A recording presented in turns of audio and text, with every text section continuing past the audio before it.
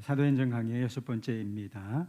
오순절 성령 강림으로 예수님께서 머리 되시는 교회가 탄생하였다라고 말씀을 드렸습니다. 그래서 지난주에는 이 초대교회의 건강하고 바람직한 면면에 대해서 우리가 본받아야 할 부분에 대해서 살펴보았습니다. 근데 1절 말씀을 보면 베드로와 요한이 기도 시간, 기도하는 시간을 굉장히 중요하게 여기고 그것을 지켜냈다는 것이죠. 기도 시간에 성전에 올라갔다고 했어요.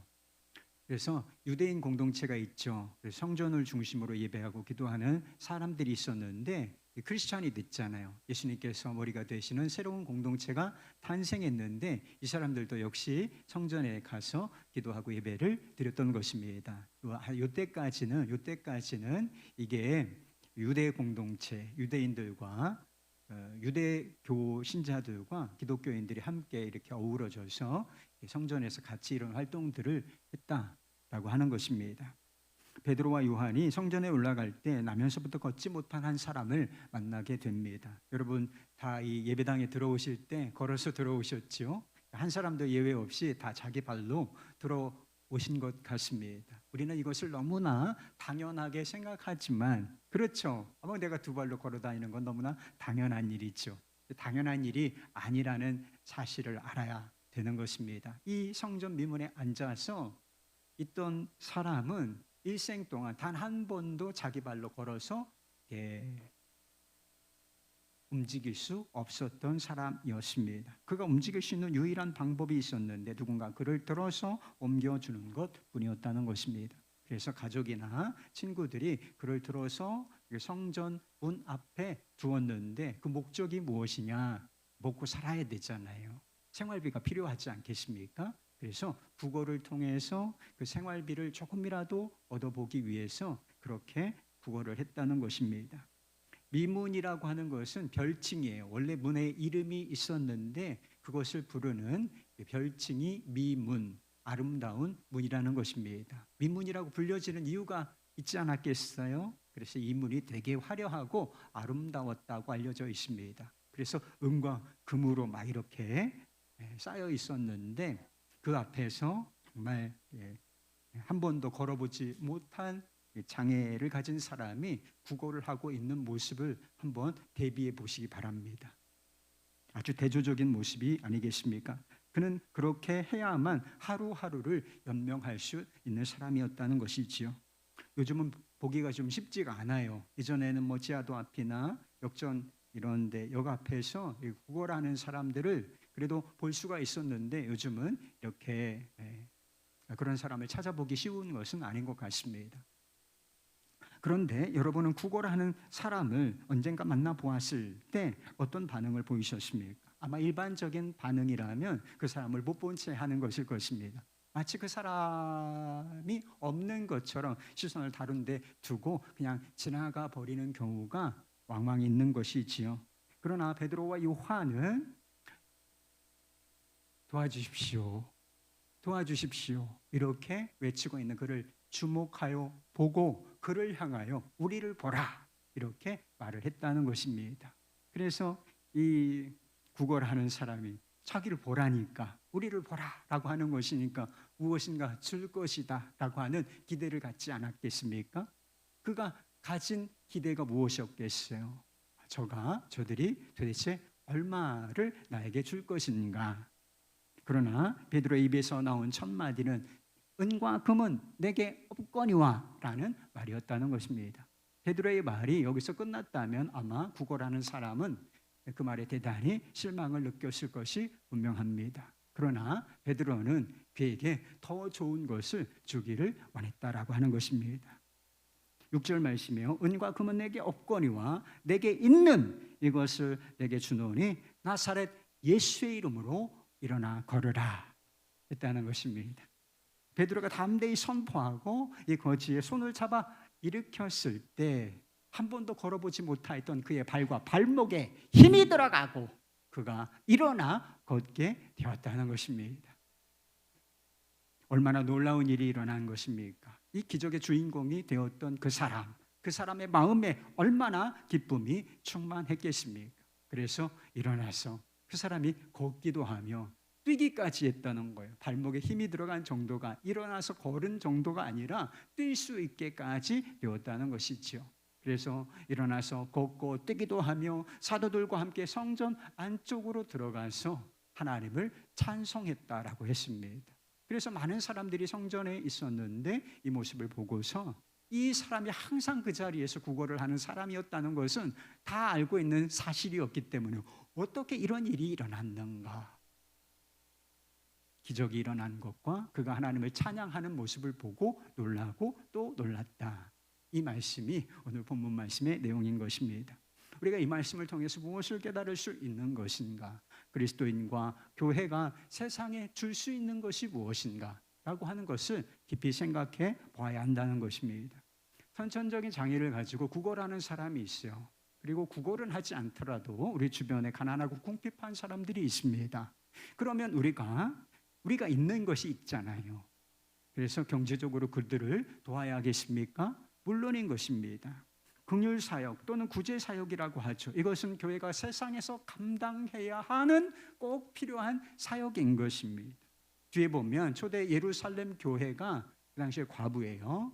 그래서 과부는 살아가기가 너무나 어려운 아주 취약계층 중에 취약계층이었는데 과부를 구제하는 이야기가 많이 나옵니다. 그래서 초대교회가 여기 얼마나 열정을 쏟아부었고 에너지를 쏟아부었는지를 우리가 이 말씀을 통해서 알 수가 있는 것입니다.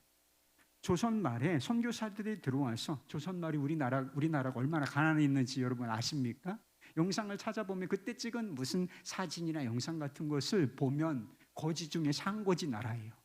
그런데 그런 나라에 선교사들이 처음 발을 내디뎠다는 것입니다. 그런데 그런 사람들이 선교사들이 들어와서 처음 한 일이 무엇인가?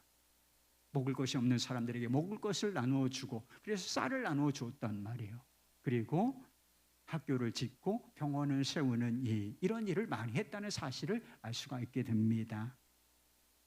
지금 연세대학교나 세브란스 병원, 학교가 이런 연세대나 세브란스 병원 이런 것만 있는 건 아니죠. 그런데 많은 학교, 많은 병원들 중에 선교사들이 세운 기관들이 대단히 많다라고 하는 것입니다.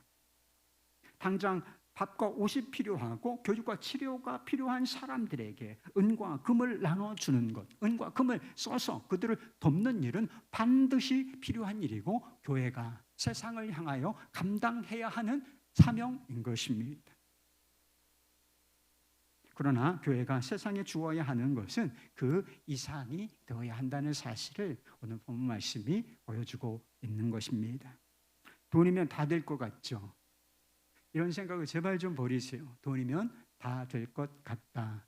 그것을 물질 만능주의라고 해요. 그래서 우리가 사는 세상이 물질 만능주의입니다. 그래서 사람들이 다 돈 하면서 돈을 버는데 부자가 되는데 그냥 목숨을 걸고 사는 것입니다. 돈이면 다 될 것처럼 생각이 되니까. 그럼 한번 생각해 보세요. 진지하게 한번 생각해 보세요. 이 사회를 한번 돌아보십시오. 돈이면 정말 모든 것을 할 수 있습니까? 돈으로 안 되는 것 너무 많아요. 돈으로 참된 행복과 삶의 기쁨은 얻을 수가 없다는 것입니다. 돈으로 행복과 기쁨을 살 수 있다면 이 풍요로운 시대, 옛날에는 거지 중에 상거지라고 했잖아요. 우리가 그런 형편에 있다가 몇십 배, 몇백 배 우리가 풍요로운 사회가 되었는데 왜 지난주에 말씀드린 것처럼 이 한국 사회가 우울이 충만한 세계에서 최고로 우울한 나라가 되었겠습니까? 아니, 돈이 이렇게 많은데 나라에도 돈이 많고 우리도 상당한 돈을 가지고 있는데 왜 주변에 우울하고 고통과 불행 속에 사는 사람들이 그렇게 많으냐? 돈으로 안 된다는 거예요.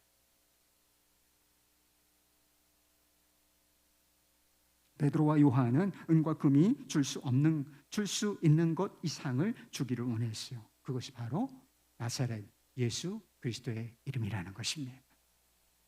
예수 그리스도의 이름으로 선천적인 장애를 가진 사람이 걷게 되는 기적이 일어났어요. 그러나 기적은 여기서 끝난 것이 아니었다는 것입니다. 이 사람은 일생 동안 단 한 번도 자기 발로 걸어본 적이 없는 그런 장애를 가진 사람이었죠. 그러나 이 사람이 일생 동안 단 한 번도 해보지 못한 경험이 또 한 번 있는데 그것은 자기 발로 걸어 들어가 성전에서 예배하는 경험은 하지 못했다는 거예요. 성전 안쪽으로, 성전 미문에 앉아서 항상 그 자리에 앉아서 도와주십시오라는 구걸은 했지만 성전 문 안쪽으로 들어가 보는 경험은 그는 결코 해보지 못했다는 거예요. 왜 그러냐? 율법에 의하면 장애를 가진 사람, 장애인이에요. 장애를 가진 사람은 성전에 들어갈 수 없도록 하는 규정이 있었어요. 그러니까 이 사람은 누가 봐도 다 장애인이잖아요. 그러니까 성전에 들어갈 수 없는 그 규정 때문에 성전 민문에 앉아서 구걸할 뿐, 그 안쪽으로 들어가서 하나님을 예배하고 찬양하고 하는 이런 일은 결코 해보지 못한 사람이었다는 것입니다. 그가 아무리 지금은 거린이에요. 거지란 말이에요. 그런데 이 사람이 상황이 바뀌어서 이 사람이 큰 부자가 되었다. 그래도 상황은 마찬가지였다. 그가 장애를 안고 있는 동안에는 그가 성전 안쪽으로 들어가서 하나님의 임재와 존전 앞에 나아갈 수는 없는 일이었다는 것입니다. 그런데 그가 걷고 뛰며 성전으로 들어가 하나님을 찬양하게 되었다는 것입니다. 돈으로 안 되는 치유를 얻었어요. 당시에 이 질병은 치유할 수가 없는, 아마 지금도 이 일은 돈으로 불가능한 일인 것입니다. 그런데 돈으로 불가능한 치유를 얻었어요. 돈으로 불가능한, 사는 것이 불가능한 성전 안쪽으로 들어갈 자격을 얻었다는 것입니다. 한마디로 예수 그리스도의 이름으로 새로운 삶의 문이 열렸다는 것입니다. 바로 이것이 우리가 세상에 줄 수 있는 것이라 하는 것입니다. 여러분은 가난한 사람들에게 얼마간의 돈을 나누어 주신 적이 있습니까? 그래서 나눔의 중요성을 제가 자주 말씀을 드리잖아요. 이게 성경의 정신이기 때문입니다. 그래서 우리 주머니에, 우리 통장에 돈이 머물러 있으면 그 돈도 썩는다는 거예요. 녹슬어 없어진다는 것입니다. 그래서 우리가 이 청지기이기 때문에 하나님께서 허락하신 이 물질을 하나님이 기뻐하시는 곳에 가난하고 약하고 어려운 사람들을 위하여 사용을 해야 한다는 거예요. 제발 실천 좀 하십시오, 여러분. 그런데 여러분들이 가난하고 궁핍한 사람들에게 얼마간의 재정을 지원하고 지금도 그렇게 하고 있다면 여러분 잘하신 것입니다. 잘하신 거예요. 그러나 그것으로 충분하지는 않다. 그렇다면 나사렛 예수 그리스도의 이름도 주신 적이 있는가? 이걸 생각해 봐야 한다는 것입니다. 예수 그리스도의 이름은 능력인 것입니다. 여러분 믿으십니까? 예수 그리스도의 이름으로 지금도 이런 걷지 못하는 사람이 일어나 걷게 되는 기적이 일어날까? 불치병에 걸렸던 사람이 고침받는 이런 기적이 일어날까? 물론인 것입니다. 우리 마음대로 기적이 일어나는 건 아니에요. 여러분도 기적을 한번 봤으면 좋겠죠. 그래서 내게도 기적이 일어났으면 좋겠다 이런 소원을 가지고 있는 사람이 있지만 이게 마음대로 되는 것은 아니다. 하나님께서 계획하신 때에 계획하신 사람에게 계획하신 상황 속에서 일어나는 일이기 때문에 우리가 원한다고 해서 기적의 주인공이 되는 것은 아니라는 것입니다. 그러나 지금도 이와 같은 기적의 역사는 어느 곳에선가는 일어나고 있다는 것입니다. 초대교회에 앞에서 살펴본 말씀에 보면 초대교회의 사도들로 인하여 표적과 기사가 많이 일어났다 이런 표현이 있어요.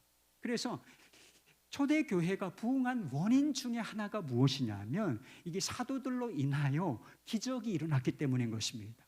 병든 자가 고침을 받고 예수님께서 사역하실 때 귀신이 쫓겨나고 각색 병든 자가 치유를 받고 심지어는 죽은 자가 살아나는 일이 있었던 것처럼 사도들의 손에 의하여 이런 일이 일어났기 때문에 하나님께서 교회를 세우시고 교회를 일으키셔야 하는 상황 속에서 많은 사람들이 이 표적을 보고서 교회로 들어오게 된 것이었습니다. 한국 교회가 부흥한 원인 중에 하나도 이 기적 때문이었어요.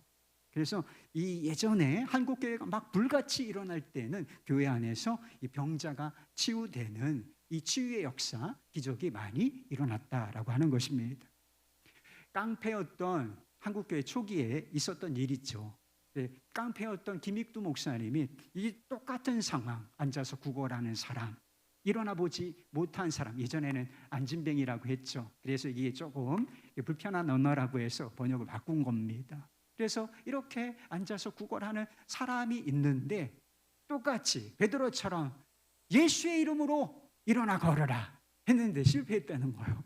못 일어나다가 나중에는 정말 기도 많이 하고 주님을 신뢰하고 이래서 예수의 이름으로 일어나라 했더니 그가 이 본문 말씀에 나온 것처럼 일어나 걷게 되는 기적이 일어났다는 것은 아주 유명한 일화인 것입니다.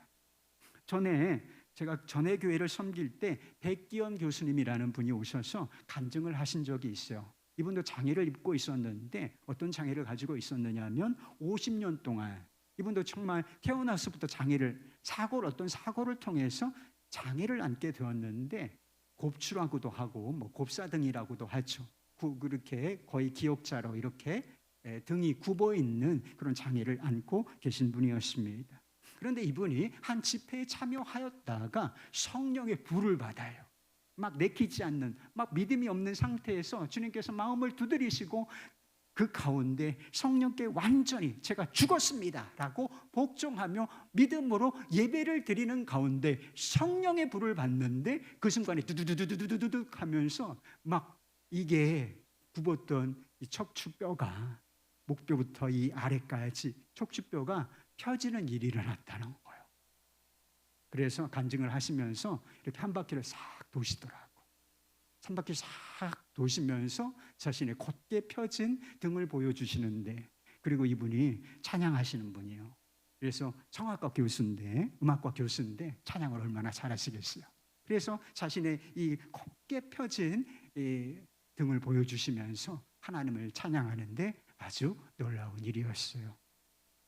지금도 예수의 이름으로 이런 기적은 일어납니다. 그러나 예수의 이름으로 일어나는 기적이 이런 기적만 있는 것은 아니라는 것입니다. 예수 그리스도의 이름으로 일어나는 기적 중에 가장 위대한 기적이 무엇인가? 죄의 노예되었던 사람들이 그 죄에서 해방되고 구원받는 기적, 이것이 바로 기적 중에 기적인 것을 믿으실 수 있기를 바랍니다. 본문에 나온 거지는 나면서부터 걷지 못하는 장애인이었습니다. 그것 때문에 성전에 들어가는 것이 단 한 번도 용납되지 않았다는 것. 그래서 성전 미문에 앉아서 구걸할 뿐 예배의 장소, 하나님 존전에는 나갈 수가 없었다라고 하는 것이지요. 그런데 그거 아십니까? 우리도 나면서부터 하나님 나라에 합당치 않은 그런 죄인이었다는 것을. 우리가 선천적인 장애를 가지고 있을 뿐만 아니라 에베소서 2장 말씀에 보면 허물과 죄로 죽었던 너희를, 이런 말씀이 있었죠. 아예 그냥 영적으로 죽은 존재였다라고 하는 사실을 여러분은 알고 계십니까?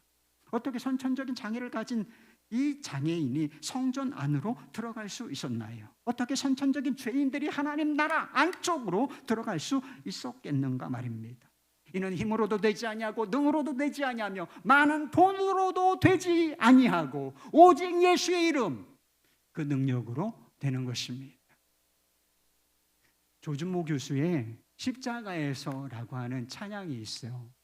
찬양 가사가 이렇습니다. 십자가에서 그는 내 이름 바꾸셨네.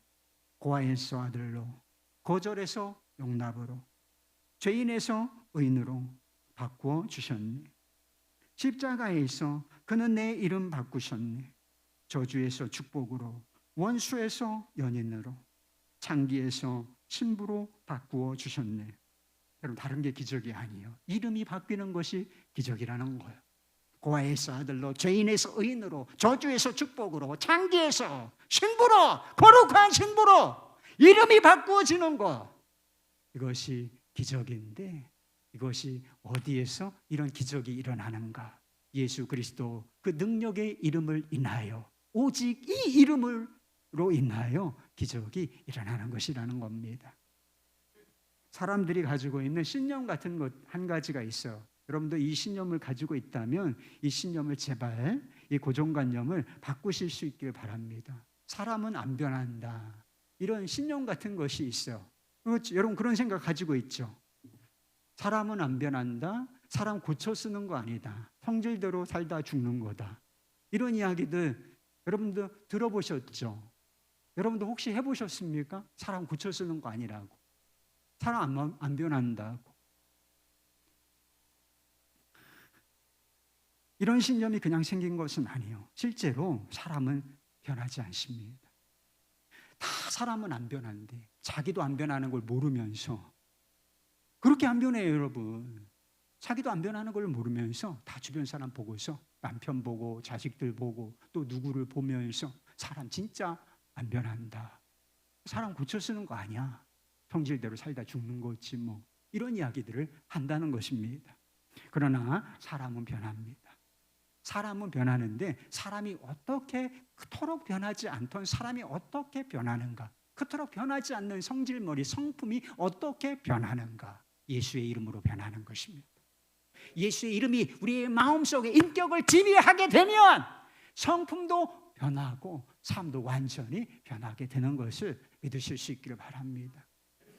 오래전 일이긴 한데 양육수료 하시면서 간증을 하셨는데 그 간증이 제 기억에 남는 간증이 있어요. 예수님을 알기 전 저는 한 친구가 저를 보고 마치 걸어다니는 시체 같다고 말할 만큼 슬픔과 근심에 눌려 기쁨을 알지 못하는 사람이었습니다. 거의 매일 잠들기 전이면 내일 아침에 깨어나지 않기를 바라고 삶이 허무하고 두려워 술에 취해 지내는 날이 많았습니다. 그러나 예수님을 구주로 영접한 후 제 삶과 내면에는 많은 변화가 생겼습니다. 거의 매일 마시던 술을 완전히 끊게 되었고 늘 죽고 싶던 마음도 사라졌습니다. 그렇게 믿기만 했던 아버지를 사랑하게 되었습니다. 하나님이 주신 좋은 것들이 다 헤아릴 수 없을 만큼 많지만 그 무엇보다도 예수님이 저에게 가장 귀한 보배가 되어주신 것과 그 무엇도 끊을 수 없는 그 사랑을 알게 하심이 참으로 감사합니다. 양육 과정을 통하여 예수님이 어떤 분이신지, 구원이 무엇인지 제가 믿는 믿음의 내용을 다시 확인하고 고백하는 은혜가 있었습니다.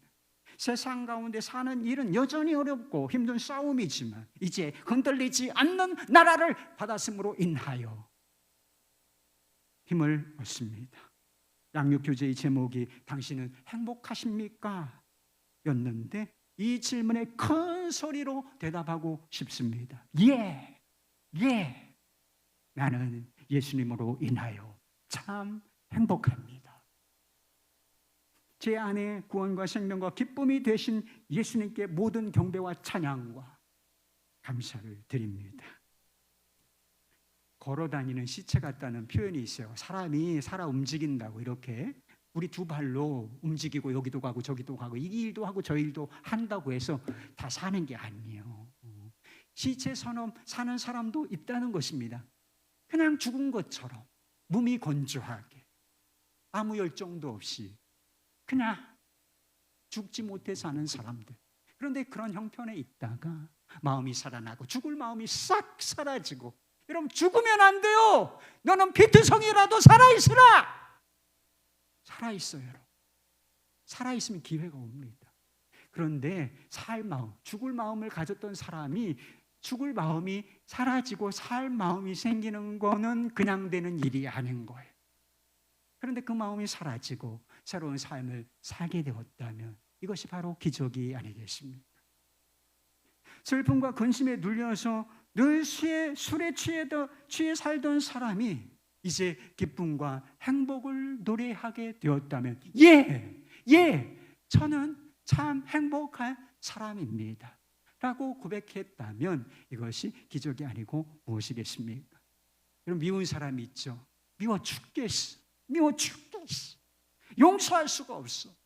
그런데 그렇게 믿기만 하던 사람이 이 아버지가 그를 사랑하게 되었다면 이것이 기적이 아니고 무엇이겠습니까? 헬렌 켈러 여사를 아시죠? 그는 보지도 못하고 듣지도 못하고 말하지도 못하는 삼중고의 장애를 가진 분이었습니다. 진실한 믿음의 사람이었지만 그에게는 눈이 떠지는 기적도, 그리고 듣게 되거나 그리고 말하게 되는 기적도 일어나지는 않았습니다. 그러나 그에게 아무런 기적도 일어나지 않은 것은 아니었어요. 그는 장애를 가지고 일평생 살아야 했지만 그 장애를 잘 극복하고 잘 살아냈다는 것입니다. 그리고 자기 자신만 잘 살아낸 것이 아니라 전 세계 곳곳을 돌아다니면서 어렵고 힘든 사람들, 고통 속에 눌려 있는 사람들에게 용기와 희망을 불어넣어주는 삶을 살았다는 거예요. 헬렌 켈러가 노년에 이르렀을 때 한 신문 기자가 그녀에게 물었다는 것입니다. 이따금 하나님께 불평하고 원망하신 적은 없습니까? 그녀는 단호하게 말했다는 것입니다. 없습니다. 나는 하나님께서 내게 베풀어 주신 은혜를 생각하면서 감사하게도 시간이 부족한 사람입니다. 그녀가 임종 때 남긴 말이 있대요. 참으로 나의 인생은 아름다웠다라고 하는 것입니다. 여러분 다 보죠? 저를 보시지 않습니까? 여러분 제 말을 들으시죠? 그리고 여러분 자유롭게 말하실 수 있을 것입니다. 많은 사람, 대부분의 사람들이 자유롭게 듣고 보고 말하고 다 하면서 어떤 삶을 살아가느냐?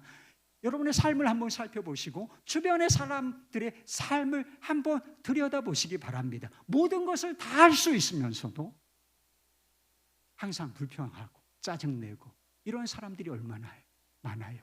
우울이 충만하게 사는 사람들이 도대체 얼마나 많이 있습니까? 그러나 보지도 못하고 듣지도 못하고 말하지도 못하면서 항상 기뻐하고 범사에 감사하는 삶을 살아냈다면 이것이 기적이 아니고 무엇이겠습니까?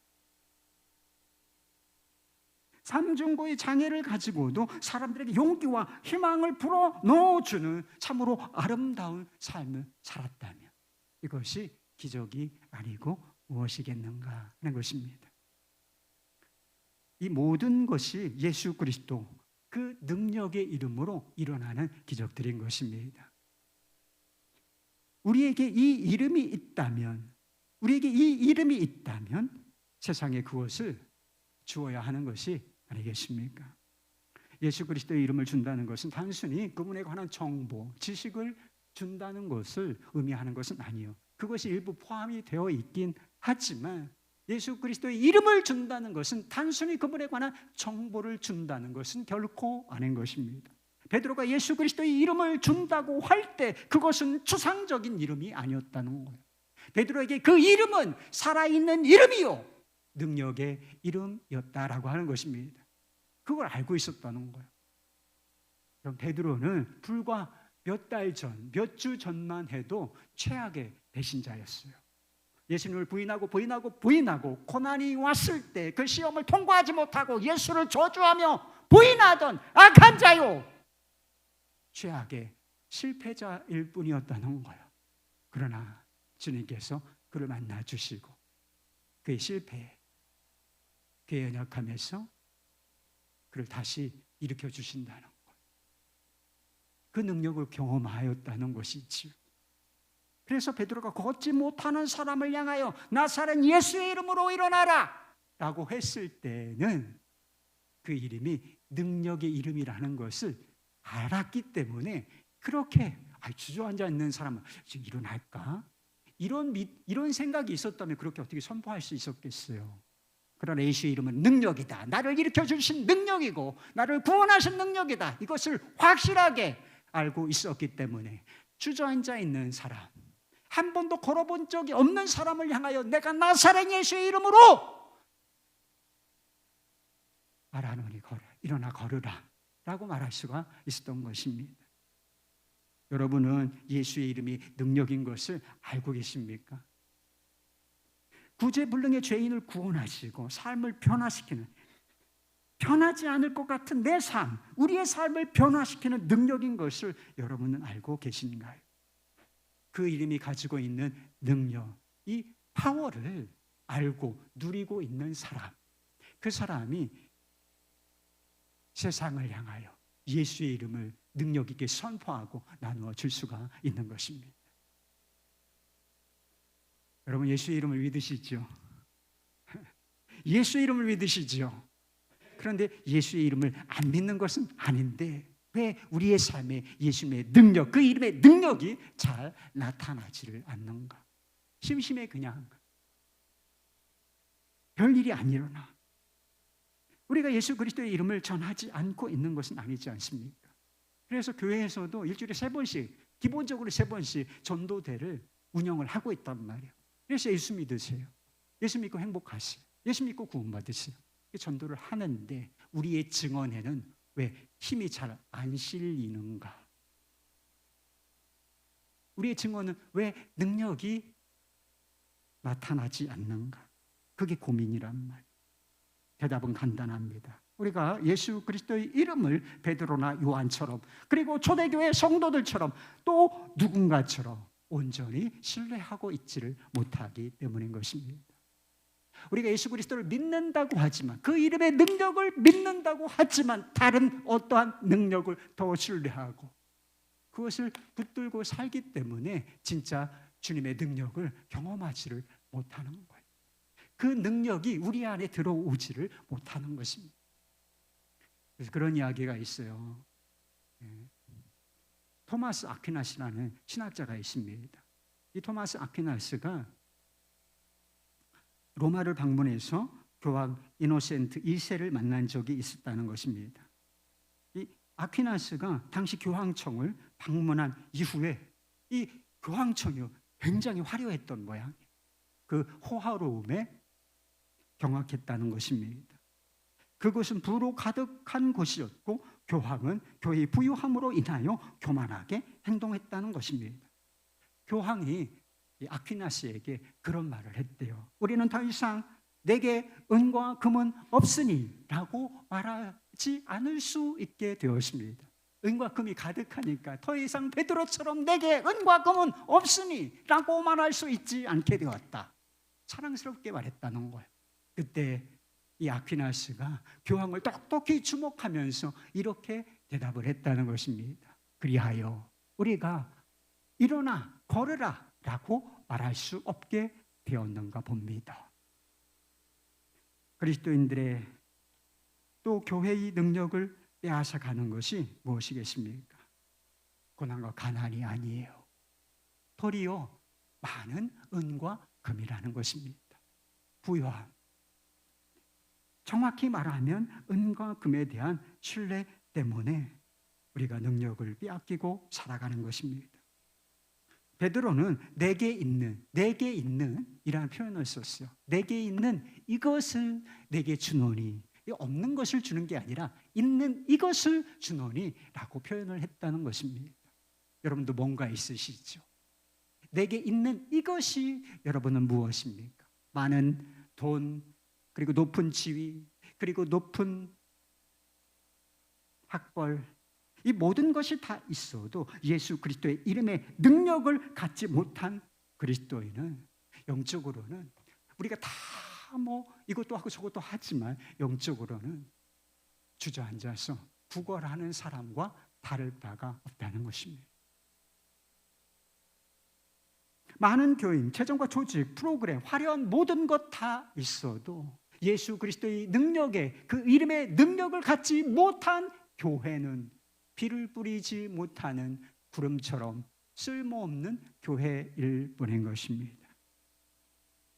구원의 이름, 그 능력의 이름, 예수 그리스도의 이름을 신뢰하시기를 바랍니다.